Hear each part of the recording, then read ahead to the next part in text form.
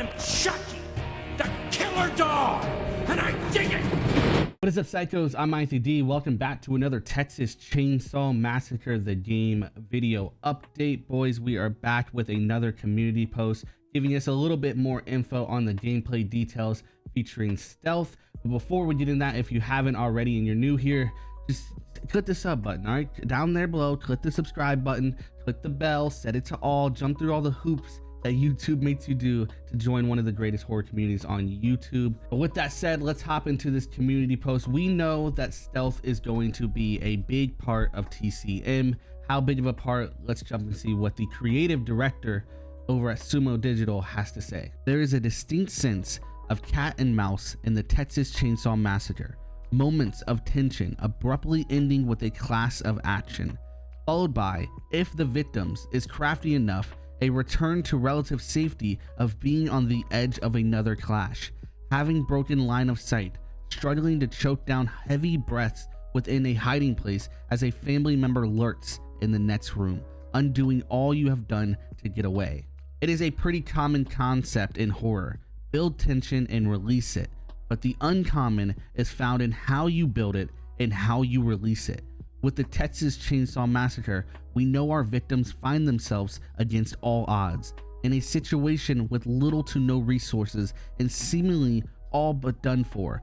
Desperation is a key word as well as an overall tone to the game, and with that, combat is not only unrealistic, it's minimal and frantic. So what fills the gameplay in between your capture and escape or death? Stealth, but not of the variety you might find in a single player experience. The design director over at Sumo goes on to explain, a lot of iteration took place during the early prototypes to promote stealth as the way to survive. We observed a lot of player behaviors that we wanted to embrace, one of which was hiding in plain sight, moving into the shadows, keeping still, and holding your nerve as a family member scours the environment is both terrifying and exhilarating. Taking the hiding in shadows a step further, we gave players on both sides the ability to turn on or off specific lights in the environment, dynamically changing the hiding opportunities.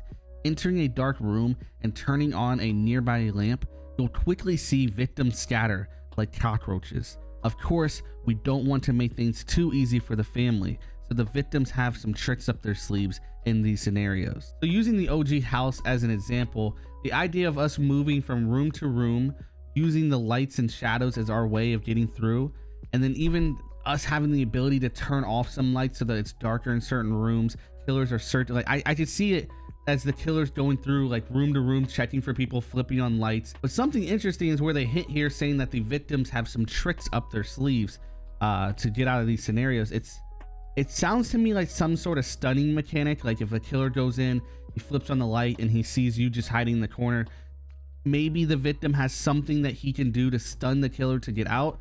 I'm not 100% sure on that. I would love to know what you guys think about that. What do you guys think about the stealth mechanic overall? It's definitely something that's been in conversations for horror asymmetrical. I've heard it for Hide or Die last year. The idea of building tension and actually having a true form of stealth. Stealth in F13 personally to me is always lacking. I love the idea of the early concept of F13. If you remember in those little teaser trailers we got where one of the counselors would run into a cabin, they would lock the door, they would open the window and then hide under the bed. Jason would break into the cabin and he would look around, see it's empty, but he would see the window open. So he's thinking, okay, they jumped out of the window and they ran off. That sort of scenario is what I personally hope that they're going for. The idea of mind games and maybe like bigger plays that can be done within stealth, I think is exciting. I would love to know what you guys think down below. As always, if you guys enjoy these videos, make sure to slash that like button. If you like what I do here and you want to support, become a member / your game for as low as $1 per month. Unlock exclusive videos and perks. And if you're new here, subscribe today and join the community. That's all I have for you guys. Don't do drugs, don't have sex, and oh yeah, don't die.